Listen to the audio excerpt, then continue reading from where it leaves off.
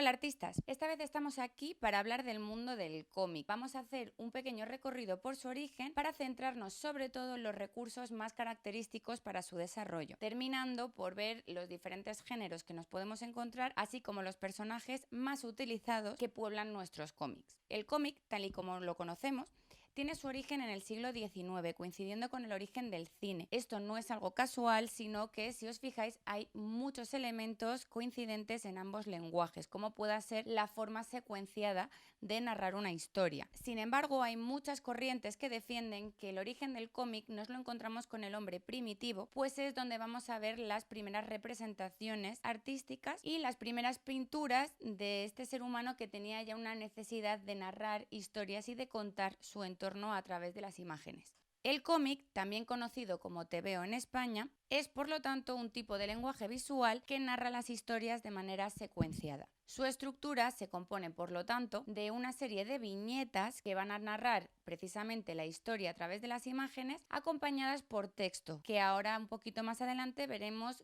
qué tipos de texto nos podemos encontrar en nuestros cómics. Nos vamos a encontrar con muchos tipos de cómic diferentes y pueden ser en blanco y negro, como tenemos el ejemplo tan famoso de Mafalda, o en color, como vemos aquí con Snoopy. El dibujo que aparece en nuestros cómics puede ser más tirando a la caricatura o más tirando hacia el realismo. Vamos a empezar hablando de las viñetas. La viñeta es la unidad básica de narración dentro del mundo del cómic. Corresponde con los momentos más importantes de la historia. Cada viñeta muestra un momento diferente de la narración, después del cual tendrá que venir otra viñeta que continúe con la línea narrativa de la historia. Nos vamos a encontrar con viñetas de diferentes tamaños y formas. Las más habituales suelen ser las que tienen un formato rectangular, ya sea vertical u horizontal, o un formato cuadrado, aunque también veremos en algunos ejemplos que podemos encontrar viñetas triangulares, ovaladas, circulares, siendo su número absolutamente variable dependiendo del tipo de cómic que nos encontremos. El espacio que separa las viñetas entre sí se llama blanco o calle y funciona a modo de separación entre imágenes. Además, nos sirve para transitar la historia y para organizar nuestro contenido. Según lo grande o pequeño que sea este espacio, la transición será más brusca o más suave.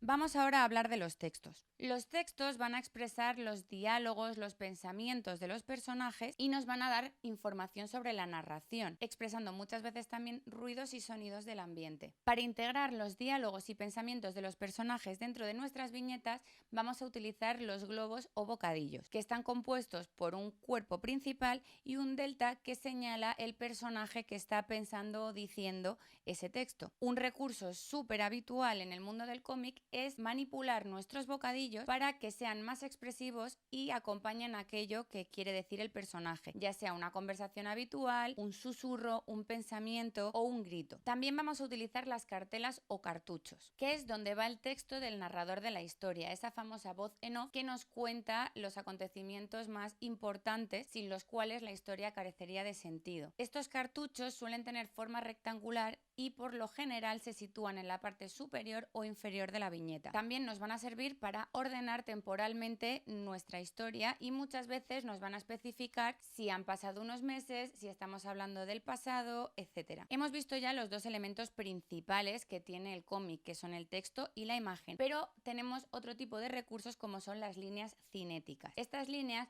son las que acompañan al movimiento de un personaje y, puesto que estamos hablando de imágenes fijas, no de imágenes en movimiento, va a ser la forma más efectiva de representar este movimiento. También nos van a ayudar a expresar velocidad, impacto, sorpresa, y tenemos que hablar de las famosas onomatopeyas. Estas onomatopeyas que son tan características del lenguaje del cómic y que nos van a ayudar a que nuestras imágenes sean mucho más expresivas y que acompañen una emoción, un sentimiento, un ruido determinado. Utilizamos también muchísimas metáforas visuales. Insisto que estamos en un lenguaje de imágenes fijas, por lo que para representar lo que siente o lo que está pensando un personaje, muchas veces vamos a intentar ahorrarnos el texto para no poner cosas evidentes como pueda ser tener una idea o estar enamorado, y para ello pues nos vamos a hacer valer de recursos como pueda ser esa bombillita para expresar una idea o esos corazones en el caso del enamoramiento. Vamos, que son símbolos que nos van a ayudar a reforzar las imágenes. Otro tipo de recursos serían esos códigos gestuales, que son lo que estamos súper acostumbrados y súper acostumbradas a interpretar como alegría, pena, tristeza, sorpresa. Va a ser otra manera de reforzar esa expresividad de nuestro cómic. Y además esto es algo muy importante porque el lenguaje no verbal es un lenguaje universal, entendido en todos los idiomas. Por lo tanto, esa sonrisa, esa cara de tristeza, de enfado, de desagrado, se van a entender sin necesidad de poner un texto que acompañe a la imagen, sino que la imagen va a hablar por sí misma. Vamos ahora a hablar un poquito de la forma de representar las escenas dentro de nuestro cómic, empezando por los tipos de plano que nos vamos a encontrar. Esto es lo que os decía al principio, que va absolutamente de la mano del lenguaje cinematográfico. Cuando hablamos de los tipos de plano, nos estamos refiriendo al punto de vista que el ilustrador ha querido seleccionar para expresar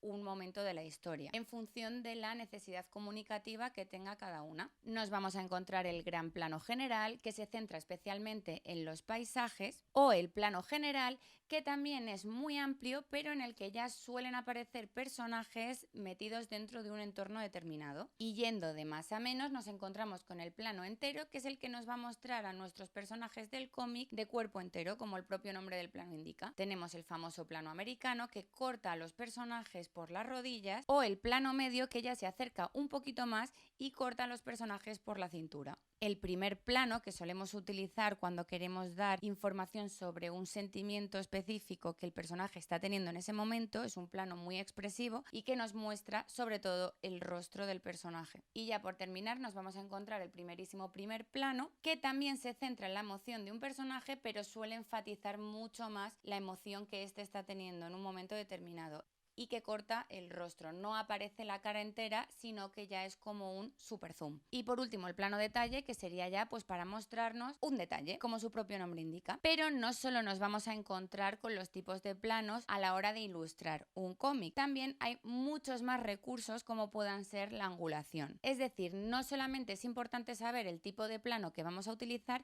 sino qué punto de vista queremos que nuestro espectador tenga en un momento determinado de la historia. Tenemos el ángulo normal, que es cuando el ángulo de la cámara es paralelo al personaje, el ángulo picado, visto desde arriba, contrapicado, visto desde abajo. Esto se suele utilizar mucho cuando queremos darle a un personaje una importancia muy grande o una actitud intimidante, porque al final como espectadores nos está situando desde abajo, nos está poniendo en un plano muy pequeñito, y esto nos hace empatizar con el sentimiento del personaje que está recibiendo la información. Tenemos también el ángulo nadir, que es cuando directamente vemos la imagen desde debajo del propio personaje, o el ángulo cenital, que es cuando nos muestra la escena desde arriba, de manera perpendicular a la escena. Otro de los elementos que tiene en común el cine con el cómic es precisamente la realización de un storyboard. El storyboard es un tipo de cómic específico que, insisto, se utiliza muchísimo en el mundo del cine y que suele ser para organizar la información que posteriormente se va a desarrollar. Lo que en las películas se utiliza para organizar el guión técnico, es decir, qué tipo de planos se van a utilizar, qué tipo de encuadre, qué va a pasar en cada secuencia. Y nosotros, dentro de nuestro mundo del cómic, nos va a servir como un boceto un poquito, pues para organizar qué es lo que queremos que aparezca, si la historia tiene o no sentido, qué tipos de viñetas vamos a utilizar, qué planos o qué ángulos queremos que muestren nuestra historia, etc. Por supuesto, el dibujo no tiene que estar tan elaborado como en el producto final, pero sí que nos tiene que dar una idea de lo que va a ocurrir en nuestro cómic. El mundo del cómic es muy amplio, nos vamos a encontrar muchísimos tipos de géneros, al igual que en el cine. Tenemos los famosos cómics de superhéroes, que ahora están tan a la orden del día gracias a las pelis de Marvel. Tenemos también cómics de brujas, cómics fantásticos, como tenemos aquí con el ejemplo del Señor de los Anillos. El género de la historia, que narran acontecimientos históricos a través de las imágenes. Tenemos también el género de aventuras o de detectives, con el típico personaje héroe, o tenemos también nuestro género de crítica, a modo un poquito de crítica social, que es el que se suele utilizar en las viñetas de los periódicos y que nos invita a la reflexión. Es un tipo de cómic que no es entretenimiento por sí mismo, sino que invita a una reflexión a través de sus viñetas. En todos estos tipos de cómic nos vamos a encontrar con una serie de personajes que es lo que vamos a denominar personajes tipo. Es decir, el bueno más bueno, el malo malísimo, el anciano, el aventurero, el pícaro, todos estos personajes que suelen tener unos rasgos comunes y que ya únicamente con ver sus caras nos podemos imaginar el tipo de papel que representan en nuestra historia. Y aquí vamos a ver una serie de imágenes donde tenemos la típica imagen del héroe y del villano de nuestra historia, que muchas veces tienen rasgos comunes, como estamos viendo en nuestras imágenes, con el propio héroe. Evidentemente, uno va a representar el bien y otro va a representar el mal. Y en todos los cómics tenemos nuestros héroes y nuestros villanos. Y llegamos aquí al final de nuestro vídeo sobre el cómic. Espero que os haya gustado mucho, que hayáis aprendido a analizar un poquito los elementos que componen nuestros cómics, así como los diferentes géneros que nos podemos encontrar. Y nos volveremos a ver en este canal muy prontito, como siempre, con mucho arte.